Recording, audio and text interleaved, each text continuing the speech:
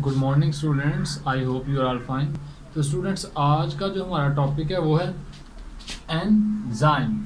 Enzyme, N का मतलब बच्चों होता है इन, और जाइम का मतलब होता है लिवेन, जो किसी चीज़ के साथ जुड़ता है और उसके अंदर तब्दीली पैदा करता है और उसके बाद फिर क्या हो जाता है, सेप्टर हो जाता है, जिसका लिवेन का मतलब हम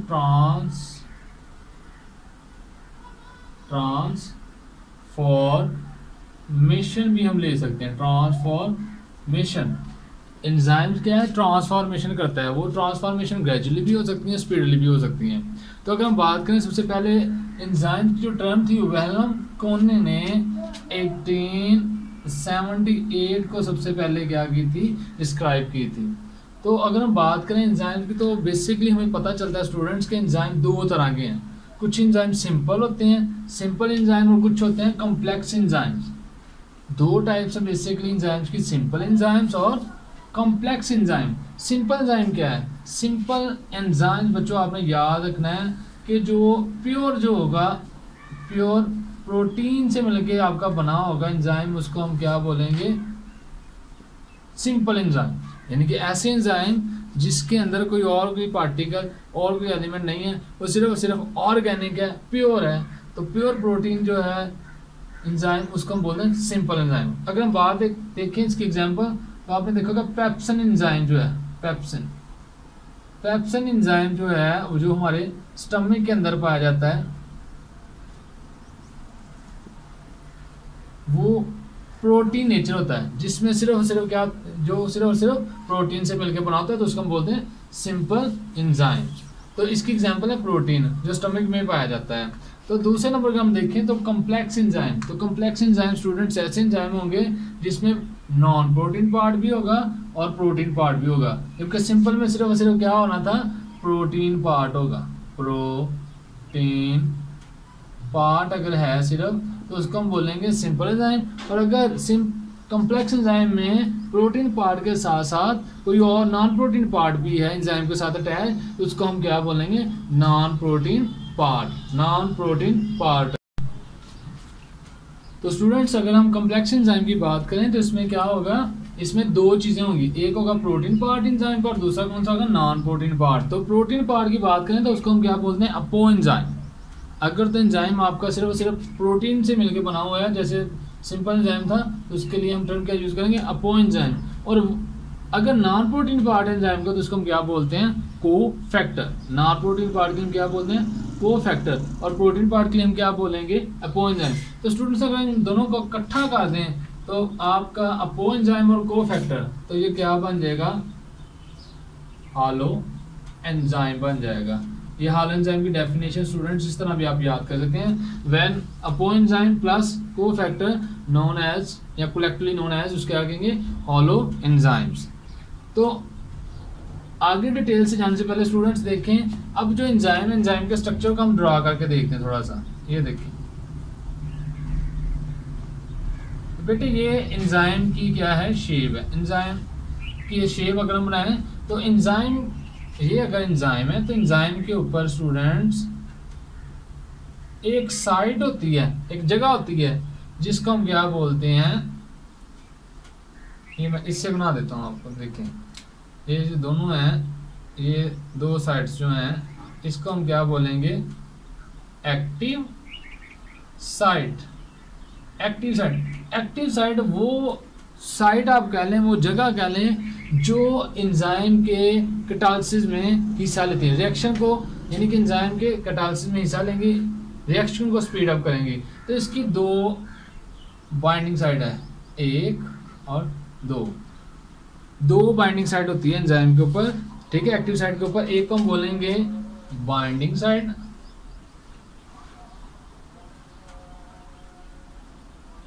और दूसरी को बोलेंगे कैटालाइटिक साइड। यानी कि एक जो साइड है वो बाइंडिंग करवाती है, यानी कि वो किसी ना किसी सबस्ट्रेट को इसके साथ बाइंड करवाएगी, और दूसरी जो कैटालिटिक साइड है वो क्या करेगी, रिएक्शन करवाएगी, स्पीड अप करवाएगी रिएक्शन को। बाइंडिंग साइड रिकॉग्नाइजेशन करती है और कैटालिटिक साइड जो है वो रिएक्शन को स्पीड अप करती है। तो ये सिंपली एंजाइम का जो स्ट्रक्चर मैंने बनाया है कि एंजाइम है उसके ऊपर एक्टिव साइड्स का आपको बताया है। ये एक्टिव साइड दो उसकी साइड्स होती हैं एक्टिव साइड की, एक बाइंडिंग साइड होती है और एक कैटालिटिक साइड होती है। बाइंडिंग साइड आप चार्ज वेरिंग भी कह सकते हैं, जिसके ऊपर चार्ज होगा वो दूसरी चीज को अपने साथ क्या कर लेती है, कंबाइन करवा लेती है। तो स्टूडेंट ये है नॉन प्रोटीन पार्ट और प्रोटीन पार्ट दोनों जो है ये कॉम्प्लेक्स एंजाइम है, ठीक है। तो नेक्स्ट अगर हम बात करें नॉन प्रोटीन पार्ट की, तो नॉन प्रोटीन पार्ट भी दो तरह का है। एक उसके अंदर कौन सी चीज आ जाती है, इनऑर्गेनिक पार्ट आ सकता है,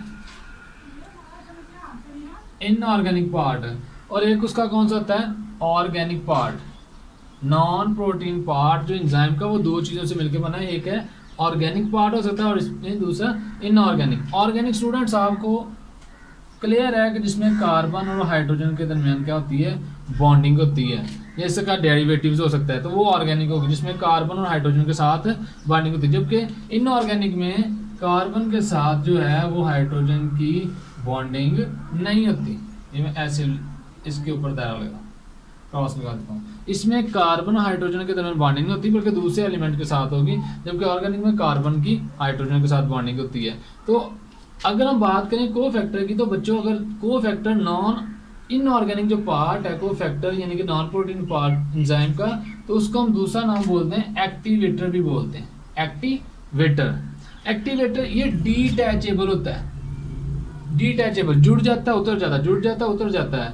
और ज्यादातर जो एक्टिवेटर्स हैं बच्चों वो मेटल्स आयन हैं। फॉर एग्जांपल देखिए मैग्नीशियम, ये आयरन Fe, कॉपर, ठीक है। ये जो मेटल्स आयन है ये इनऑर्गेनिक पार्ट है और ये किस चीज का काम करते हैं, कोफैक्टर का। कोफैक्टर इनऑर्गेनिक भी पार्ट हो सकता है, कोफैक्टर ऑर्गेनिक पार्ट भी हो सकता है, ये बात आपने क्लियर याद रखनी है। अब इनएक्टिवेटर जो ऑर्गेनिक पार्ट है कोफैक्टर का वो मैंने बताया एक्टिवेटर। तो एक्टिवेटर कैसे, ये देखें ग्लूकोज, ग्लूकोज, ग्लूकोज जब ग्लूकोज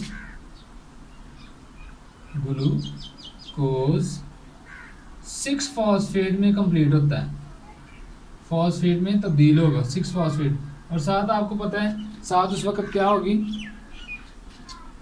इधर ATP जो है वो यूज होगी इसमें ADP में।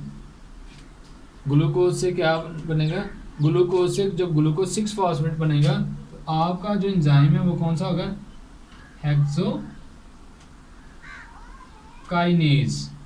ये जो एंजाइम है ये उसको क्या करता है, ग्लूकोज को ग्लूकोज 6 फॉस्फेट में कन्वर्ट करता है। लेकिन बच्चों वहां पे एक्टिवेटर कौन है, वहां पे एक्टिवेटर आपने याद रखना मैग्नीशियम आयन होता है जो इसको एक्टिवेट करता है, ग्लूकोज को ग्लूकोज 6 फॉस्फेट के अंदर, ठीक है। तो आप ग्लूकोज को ग्लूकोज 6 फॉस्फेट में हेक्सोकाइनेज एंजाइम करता है, और इसमें एक्टिवेटर आपका कौन सा है, जो इनऑर्गेनिक है या कोफैक्टर, वो मैग्नीशियम आयन्स होते हैं जो इसको क्या करते हैं, एक्टिवेट करते हैं। तो ये था इनऑर्गेनिक और जो कोफैक्टर इनऑर्गेनिक। अब कोफैक्टर ऑर्गेनिक भी होता है। ऑर्गेनिक हम जब बात करें तो हमें दो ऑर्गेनिक कोफैक्टर नजर आते हैं, एक है कोएंजाइम और दूसरा है प्रोस्थेटिक ग्रुप। कोएंजाइम और प्रोस्थेटिक ग्रुप। तो कोएंजाइम बच्चों आपने याद रखना है, कोएंजाइम जो है वो ऑर्गेनिक पार्ट है कोफैक्टर का जो लूजली अटैच होता है, किसके साथ, प्रोटीन पार्ट के साथ है। और जो कोएंजाइम है ये लूजली अटैच है, एक बात आपने ये याद रखनी है। दूसरे नंबर पे जो कोएंजाइम है NAD या ये विटामिन B3 के क्या होते हैं, डेरिवेटिव्स होते हैं और रीयूजेबल होते हैं। आप अगेन एंड अगेन इसको क्या कर सकते हैं, अगेन एंड अगेन यूज कर सकते हैं, यूज। और ये ज्यादातर क्या होते हैं, विटामिन होते हैं। कोएंजाइम जो है ये क्या है, ऑर्गेनिक पार्ट है कोफैक्टर ही है।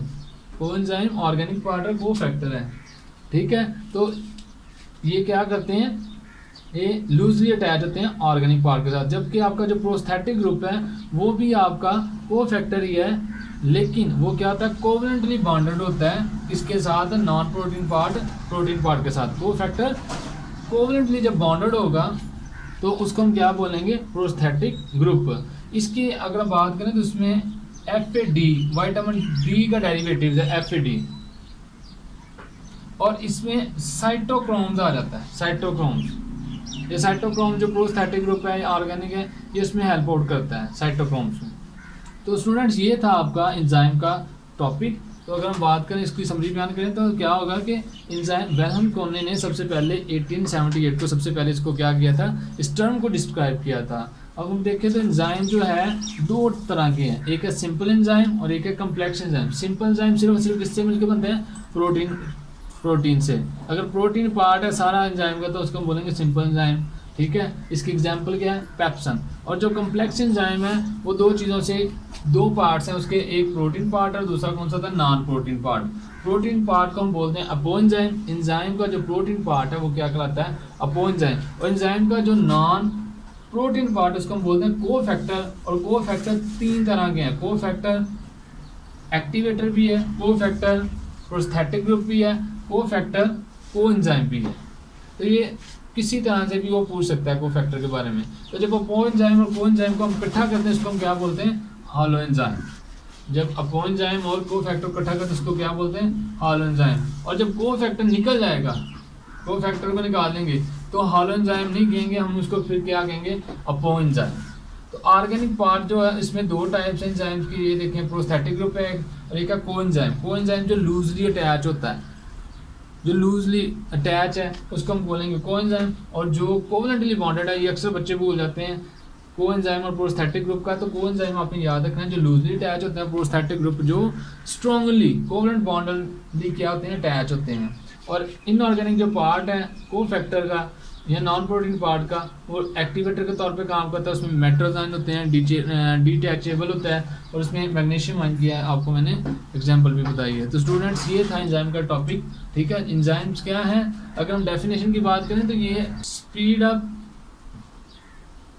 रिएक्शन, ये रिएक्शन को स्पीड अप करते हैं, एक बात। दूसरे नंबर पे गेन आप कह सकते हैं या get at the end of reaction, ये रिएक्शन के एंड में आपको दोबारा हासिल भी हो जाते हैं। और तीसरी बात ये कि ये एंजाइम्स क्या होते हैं, mostly protein nature. Mostly enzymes क्या होते हैं, प्रोटीन नेचर, यानी कि ये प्रोटीन से मिलकर बने होते हैं। और ये बात बुक्स पे अक्सर लिखी होती है, ऑल एंजाइम्स आर प्रोटीन, तो आपने लिखना है mostly protein nature. Mostly enzymes are protein, इधर में लिखा था मोस्टली एंजाइम्स प्रोटीन नेचर होती है। तो सारे एंजाइम प्रोटीन से मिलकर नहीं बने, बल्कि कुछ जो एंजाइम है वो प्रोटीन से मिलकर बने, ज़्यादा प्रोटीन से हैं, लेकिन कुछ डीएनए एंजाइम्स, आरएनए एंजाइम। तो एंजाइम क्या करता है, स्पीड अप करता है रिएक्शन को, ठीक है। गेन या get at the end of the reaction आपको दोबारा मिल जाता है। वो हो सकता है उसकी जो स्टेट है वो चेंज होगी, अगर सॉलिड है तो लिक्विड, लिक्विड है तो किसी और फॉर्म में हो सकता है। तो मोस्टली एंजाइम्स प्रोटीन नेचर होते हैं। तो ये स्टूडेंट्स आज आपका था टॉपिक एंजाइम से रिलेटेड है। आई होप आपको ये पसंद आया होगा। बहुत शुक्रिया, अल्लाह ताला आपका हामी नासिर हो।